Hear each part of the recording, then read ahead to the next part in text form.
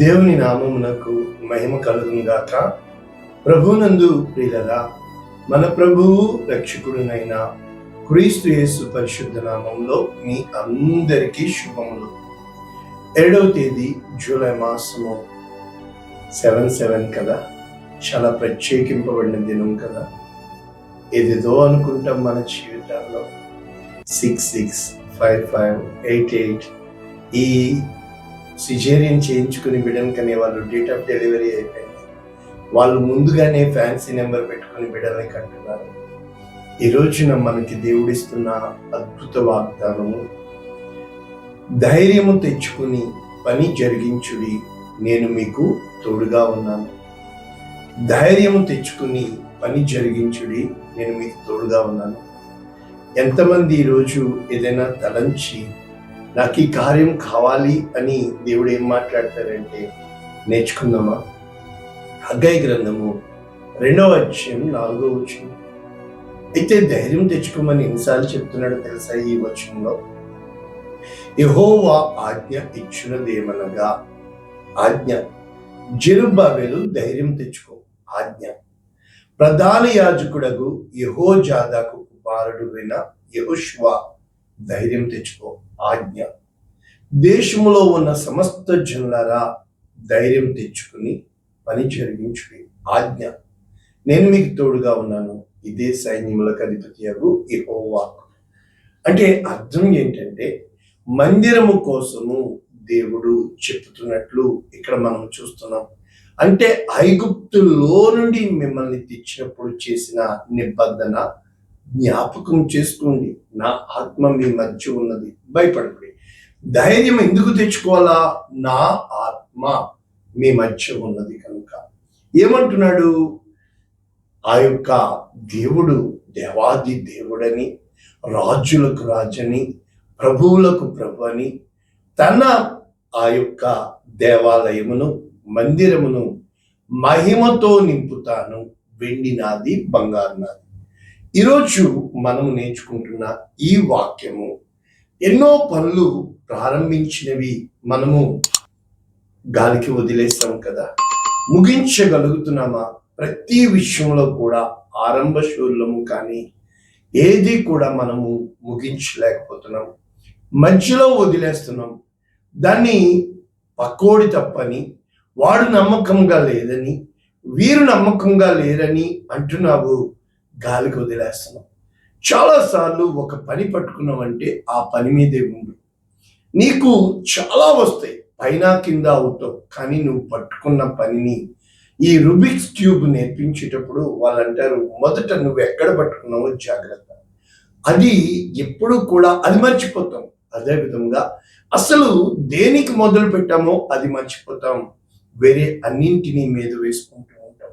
నీవు పిలువబడిన పిలుపు నీవు చూచినప్పుడు, ఇక్కడ టాపిక్ ఏ విషయం చెప్తున్నాడు? మందిరము ప్రారంభించిన పని కోసము, అది కట్టడం ప్రారంభించండి, ముగింపు వరకు నేను మీకు తోడుగా ఉంటాను. ఇశ్రాయేలీయులను 6 లక్షల పైచీలకు ఆ అహరోను, మోషే, మిరియం అందరు నడిపించారు.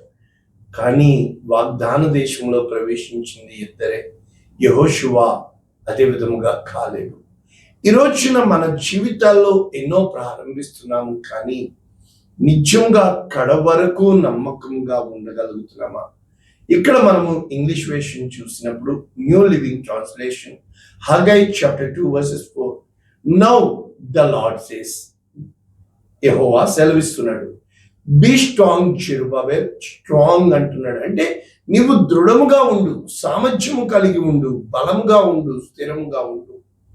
Joshua son of Jehozadak the high priest, be strong. ఎన్నిసార్లు కదా, be strong all you people still left in the land, శేషించబడిన జనాంగములారా, and now get to the work, మీరు ప్రారంభించండి పని, for I'm with you says the Lord of heaven's armies. అంటే ఎలాగ చెప్పొచ్చు మనము ఈ వాక్యాలు? ఎజ్రా గ్రంథము 5వ అధ్యాయం 1వ వచనం, ప్రవక్తలైన హగ్గయి, ఇద్దో కుమారుడైన జకర్యా, యూదా దేశమందు యెరూషలేమునందు ఉన్న యూదులకు ఇశ్రాయేలుల దేవుడైన యెహోవా నామమున ప్రకటించగా, షయల్తీయేలు కుమారుడైన జెరుబ్బాబెలు, ఎజోదాకు పుట్టిన కుమారుడైన యెషూవాయు లేచి యెరూషలేములో నుండి దేవుని మందిరమును కట్టనారంభించిరి. మరియు దేవుని యొక్క ప్రవక్తలు వారికి తోడుగా ఉండి సహాయం. ఇటు ఎజ్రా గ్రంథము, ఇటు జకర్యా గ్రంథము, ఇటు హగ్గై గ్రంథం మీరు చూడగలుగుతున్నారు. వీరిద్దరూ అక్కడ ఉన్నట్లు, వీరిద్దరూ ఆ విధముగా వారికి దేవుని నామమున ప్రకటించుండగా పని ప్రారంభించారు. అయితే మనము జకర్యా గ్రంథము 8వ అధ్యాయము 1వ వచనము నుంచి చూచినప్పుడు జకర్యాతో దేవుడు చెప్పుతున్న మాటలు ఏమని చూడగలుగుతున్నాము? నేను సియోను విషయమందు రోషము వహించి ఉన్నాను, మిగుల ఆసక్తి కలిగిన వాడనే బహు రౌద్రము కలిగి నేను రోషము వహించి ఉన్నాను కనుక నేను సియోను యొద్దకు మరలి వచ్చి యెరూషలేములో నివాసం చేస్తాను. సత్యమును అనుసరించు పురమనియు, ద సిటీ ఆఫ్ ట్రూత్. చూసారా, ఇతని పని అయిపోయింది. ఇవన్నీ కూడా మన జీవితాల్లో జరుగుతాయి. నా జీవితంలో జరిగింది. మేము గొప్పగా కట్టాం, బేస్మెంట్ తీసి పాడేశాడు దేవుడు. కానీ నా సన్నిధి నీకు తీయను అని చెప్పి అన్నాడు. ఎంతో మంది ఈ టెస్టింగ్ లో పైన కింద అయిపోయారు. ఒంటరిగా ప్రభువా నీవు ఇచ్చిన దర్శనం ఏమైంది, నీవు పిలిచిన పిలుపు ఏమైంది, మేము మనుషులము పైన కింద అవుతాము, కానీ నువ్వు నమ్మదగిన దేవుడు అని మనం చెప్పాలా. కనుక ఇక్కడ సైన్యములకు అధిపతి యెహోవా పర్వతము పరిశుద్ధ పర్వతమని, the holy city, the holy mount అని కూడా పేర్లు పెట్టబడును. కనుక ఇక ఎంత మాత్రము అక్కడ వృద్ధులు ఉండరు. అనేక సార్లు నాకు చెప్పాడు, నీవు వృద్ధాప్యంలో చిగురిస్తావు, పక్షిరాజు వలె నీ యవ్వనం. ఇప్పుడు నేను పరుగులు పెడుతుంటే దేవుడు చెప్పిన ప్రతి వచనము ఆ యొక్క వాతావరణంలో మార్పులు వస్తాయి, యుద్ధములు కలుగుతాయి, ప్రతి చిన్నది ఏ విధమైన రోగములు వస్తాయి, ఏ విధమైన తెగుళ్ళు వస్తాయి మాకు చెప్పి ఉన్నాడు. అయ్యా నేను అనేక సార్లు నేను మీకు నేర్పిస్తున్నాను, నువ్వు ప్రశాంతంగా ఉండు, దేవుని స్వరము వినడానికి ప్రయత్నించు. నీకు పైన కింద అయిపోవడానికి చాలా కారణాలు వస్తాయి, కోపము ఉద్రేకము కలగడానికి చాలా భావాలు వస్తాయి, కానీ అవన్నీ భావాలే తప్ప వాటి వల్ల ఉపయోగం ఉండదు. నీ క్యారెక్టర్ దెబ్బతింటుంది. ఎప్పుడైతే నీ క్యారెక్టర్ని నువ్వు గమనించగలుగుతావో శేషించి ఉన్న ప్రజలకి అదే జరిగింది. నా జీవితంలో నేను చూశాను. కొంతమంది మాత్రమే ఆ ఫిల్టర్ వేసినప్పుడు మిగిలిన కొంతమందితో అప్పుడు చెప్తున్నాడు దేవుడు ఇక్కడ ఏమని, తూర్పు నుండి పడమటి నుండి ఉత్తరము నుండి నా జనులను రక్షించి యెరూషలేములో నివసించుటకై వారిని నేను తోడుకుని వస్తాను, వారు నా జనయందురు, నేను వారికి దేవుడైందును, ఇది నీతి సత్యములను బట్టి జరుగును అని చెబుతూ మందిరపు పునాది వేసిన మొదలుకొని ఈ రోజు మీరు ఉన్న వాళ్ళారా ధైర్యం తెచ్చుకునండి, మళ్ళా నేను మీ చేత మందిరము కట్టించబోతున్నాను. కనుక ఇవన్నీ మాకు చెప్పబడి నా జీవితంలో నేను సాక్ష్య ఆధారాలతో మీకు ప్రకటిస్తున్న వాక్యం. ఇదే విధంగా యెహోషువ గ్రంథంలో యెహోషువతో చెప్తాడు, నిబ్బరము కలిగి ధైర్యంగా ఉండి ముందుకు సాగు. నీవెప్పుడు కూడా ముందుకు వెళ్ళడానికి ప్రయత్నం చేయకూడదు, వెనక్కి వెళ్ళిపోవడానికి కృంగిపోకూడదు. ఎక్కడ ఉన్నావో అక్కడ నిలిచి ఏమి జరుగుతుందో అవగాహన చేయి. జీవితంలో చాలా విధమైన పరిస్థితులు నిన్ను ప్రభావితం చేస్తూ ఉంటే, చాలా విధమైన పరిస్థితులు ఇంకా అంతా అయిపోయింది అనే విధంగా తెగిపోతాయి. జీవితంలో పరిస్థితులు ఇంకా శూన్యమే అనే విధంగా మిగులుతుంది. కానీ ఆకాశ గగనాలను నీ చేనతో కొలిచితివి, శూన్యములో ఈ భూమిని వ్రేలాడదీసిన నా యేసయ్య. శూన్యములో భూమిని వేలాడదీశాడు. నీ జీవితం శూన్యం అయిపోయిందా? కమాన్ యార్, శూన్యంలోనే కదా భూమిని చేశాడు. అంటే నీవు ఉద్రేకపడుతున్నావు, ముందుకు దూకేయడానికి, కృంగిపోతున్నావు, వెనక్కి వెళ్ళిపోవడానికి. ఇవి రెండు వద్దు. ఉన్న చోట నిలువు. హాగరు ఏమంటున్నాడు దేవుడు తెలుసా? షారాయి దాసివైన హాగరు, ఎక్కడి నుండి వస్తున్నావు, ఎక్కడికి వెళ్తున్నావు? చాలాసార్లు ఎక్కడికి వెళ్ళాలో మనకు తెలీదు. మనకి కలిగిన శ్రమను బట్టి, మనకు కలిగిన ఆ కష్టాన్ని బట్టి పారిపోవడానికి చూస్తాం. నేను చేశాను, కానీ దేవుడు లాక్కొచ్చి బంధించి కూర్చోబెట్టాడు. ఈరోజు నా జీవిత సాక్ష్యం నేను మీ ఎదుట ఎన్ని రోజులు చెప్పినా అది తరగని సాక్ష్యం. యెహోవా ఉత్తముడని రుచి చూచి నేను ప్రతి చిన్న విషయంలో నా జీవితం ఇలాగే ఉండాలి. ఈ రోజున నీతో ఉన్నవారు రేపు ఉండరు. ఈరోజు నీకు కలిగి ఉన్నది ఏది నీతో ఉండదు. ఇది గుర్తెరిగిన వాడవై. అందుకనే దావీదు తన కుమారుడితో ఏమని చెప్తున్నాడు? దినవృత్తాంతములు 1 గ్రంథము 28వ అధ్యాయము 20వ వచనం. తన కుమారుడైన సొలొమోనుతో చెప్పినది ఏమనగా, నీవు బలము పొంది ధైర్యం తెచ్చుకుని ఈ పని పూనుకొను. నీవు పని పూనుకోవడం ముఖ్యం కాదు, అది ఫినిష్ చేయడం. ఈ పని జరుగుతుందా లేదా అని నువ్వు ముహూర్తం పెడతావు. ఈ పని జరుగుతుందా లేదా అని వారిని వీరిని అడుగుతావు. ఇది కాదు.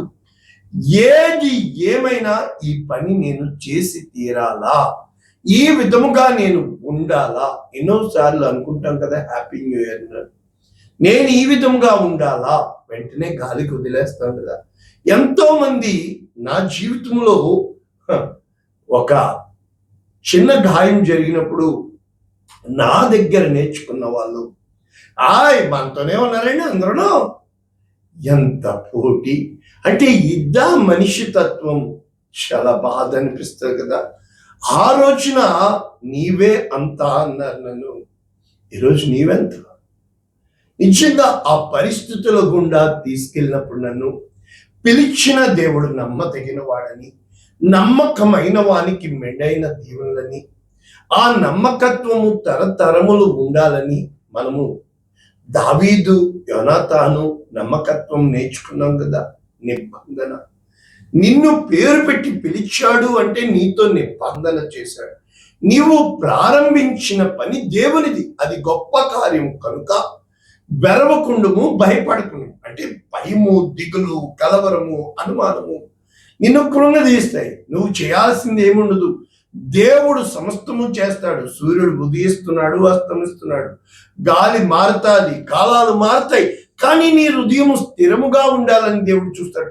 సంవత్సరం పాటు నన్ను కూర్చుండబెట్టాడు. 4 నెలలు నేను ఇండియాలో తిరిగాను. ఏ రోజున లేని నేను 9 నెలలు నేను లోపల కూర్చుని, పండుగలు వచ్చినాయి, పార్టీలు వచ్చినాయి, అందరూ చెప్పారు అనియా వాక్యం చెప్పు, అనియా పాటలు పాడు, అనియా ఇది చే. నో, నన్ను దేవుడు చేద్దన్నాడు. ఏ రోజున నీవు దేవుని వినప్పుడు వెరిబాగులోడు, వెరోడు అన్నారు అంటారు. కానీ నీవు నడుస్తున్న మార్గము నీకు తెలిసి ఉండాలి. నీవు దేని కొరకు కట్టుచున్నావో, ఏ పని నువ్వు నియమించబడి ఉన్నావో, దేని ఆశపడుతున్నావు. నువ్వు కట్టుచున్న మందిరము. అటువంటి అప్పుడు ఆ కట్టబో మందిరము దాని కీర్తిని బట్టి, అందమును బట్టి సకల దేశంలో ప్రసిద్ధి చెందింది, చాలా ఘనమైనదై ఉండవలను. ఒక ఇంటిని కట్టుచున్నట్టు, ఒక కుటుంబముని కట్టుచున్నట్లు, ఒక దేన్నన్నా బిల్డింగ్ అంటారు. అది కట్టడం కాదు, అది బిల్డింగ్. అది కొనసాగే క్రియ కనుక ఇప్పుడు కారు కొనుక్కున్నామంటే సరిపోదు, అది మెయింటెనెన్స్ ఉంటుంది. అలాగా మన జీవితంలో ఏది కూడా ఇది ముగించాము అనేది. జ్ఞానము అనేది అనుదినము నేర్చుకోవాలా. అనుదినము నూతన అనుభవము, నూతన వాత్సల్యము, నూతన జీవము, నూతన హృదయము, నూతన మనస్సు, నూతన స్వభావము నీలో కలగాలి. అంటే గుడ్, బెటర్, బెస్ట్. నీవు మారాలి, బిట్టర్గా కాదు, బెటర్గా మారాలి. కనుక ఏమంటున్నాడు? నా దేవుడైన యెహోవా నీకు తోడుగా ఉండును. యెహోవా మందిరపు సేవను గూర్చిన పని అంతా నీవు ముగించు వరకు ఆయన నిన్ను ఎంత మాత్రము విడువకయుండును. దావీదు తన జీవిత అనుభవాలు తన కుమారుడికి, మోషే తన జీవిత అనుభవాలు యెహోషువకి, ఇక్కడ హగ్గయి జకర్యాలు ఈ యెజ్యాకి యెహోజాదా కుమారుడైన యెహోషువకి అక్కడ వాళ్ళు నేర్పిస్తున్నట్లు ఈరోజు అనేక మంది సేవకులు ఉన్నారు, కరెక్టే. కానీ నీ జీవిత అనుభవాలు సాక్ష్యాలుగా ఎలాగ ఉంటాయంటే, ఎన్ని పాటలు మాకు దేవుడు ఇచ్చాడు అని అంటే, మనసు ప్రమిదగా చేసి ప్రేమ చమురుగా పోసి వెలిగించిన ఈ దీపము వెలగనివ్వు నీ సన్నిధిలో జీవితాంతము. ఏమున్నది ఇలలో నాకు ఆశపడుటకు, ఎవరున్నారీ లోకంలో తోడుండుటకు. ఆశైనా నీవేగా, తోడైనా నీవేగా, నీవుగాక వేరే ఎవరు లేనే లేరయా. ఆ విధముగా నీ సంపూర్ణ సమర్పణ నిన్ను పిలిచిన దేవునికి, ఆయన నిన్ను పేరు పెట్టి పిలిచాడు కనుక చెయ్యి విడిచిపెట్టడని, ఆయన నీ హృదయము ఎరిగిన వాడు కనుక, నిన్ను సృష్టించిన వాడు నీకు భర్త అయి ఉన్నాడు కనుక, విడువబడి దుఃఖాక్రాంతురాలైన యవ్వన భార్యను తిరిగి పిలిచినట్లు యెహోవా నిన్ను పిలుచుచున్నాడని. కనుక పరిశుద్ధ గ్రంథం అంతా 4 మెట్లు. 1, మనము పాపము చేస్తాము, దానివల్ల జడ్జ్మెంట్. ఒకవేళ విధేయత చూపితే ఆశీర్వాదము, పాపము చేస్తే శాపము, తీర్పు, శిక్ష విధి.